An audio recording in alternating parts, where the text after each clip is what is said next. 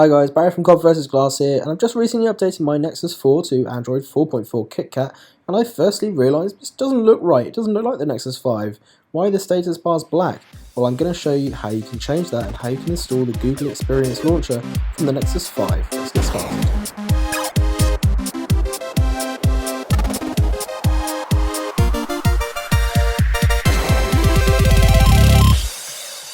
So after installing Android 4.4 on my Nexus 4, I realised that things didn't look too much different, if different at all. On the home screens I still had 5 home screens, whereas on the Nexus 5 you should have Google Now straight to the left of your first home screen. So that was the first thing that wasn't present. Secondly, the app drawer was the old style app drawer with the widgets still in there as well, mixed in with the apps, and they were all the small icons, and I could tell the grid size was different as well. So there's a good reason for this. The reason why this isn't as you would experience it on the Nexus 5 is because the Nexus 5 has what's called the Google Experience Launcher, which is only for the Nexus 5, or it comes with it as standard at least. But I'm going to show you how you can actually put the Nexus Experience or the Google Experience Launcher onto your Nexus 4 and any other Android device to make it sort of look like the Nexus 5. And I'm going to put the link in the description below to kind of show you how you can download the files, and we're going to show you how you can install it now. So the first thing you will need to do is actually enable installation from unknown sources on your device.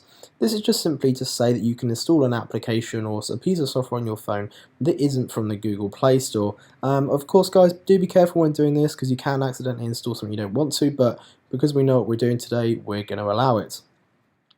The next thing you want to do is, as you can see, I'm Googling Google Experience Launcher. There are many places to get this software from. It just so happens that this one I'm going to be getting from the Android Police post, which I'm going to be putting in the link below.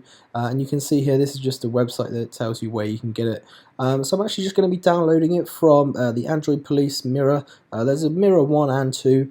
Now the actual download itself for a launcher or for any piece of software is quite hefty, and it actually took a while for me to download, so I had to speed up this clip here. It's only 12 megabytes, which isn't huge, but it actually took a while to download, so do give it some time. One thing to remember, guys, is that when using these download sites, please click the right download button because you can download something you don't want to. You'll notice here it says this software could harm your device if improperly used, but because we know what we're doing, we're okay. So as long as you follow these steps, you shouldn't download anything you don't want to. So here you can see that it's downloading the software, and again I've sped it up because it did take a while to do, but once it's downloaded you'll be presented with the usual download complete and you're ready to go. So once the download is complete just there, you can actually open it directly from the notification shade.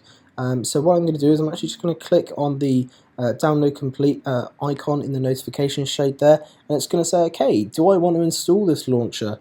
And of course the reason why we're here is yes. So we're going to click install on the launcher here, and you can see it says installing. The actual installation process isn't that long, despite how long it took to actually download the software itself. Now again, you get the usual standard open and done options. Instead of clicking those, I'm actually just going to click the home button, and then it's going to present me with the very traditional choose your launcher. So I'm going to click launcher, which is the Google search launcher or Google Experience as it's dubbed, and I'm going to click always, which means it's always going to use the Google Experience launcher. And now you can see that this resembles what you would see on the Nexus 5. We have the transparent home, the status bar down the bottom, and the buttons at the bottom are transparent. And then we have some slightly different icons, like the app launcher and the screen divider is now, instead of a solid line, it's just some dots. And the app launcher icon again is different, and we've got some different icons, as you can see, the camera icon and so forth.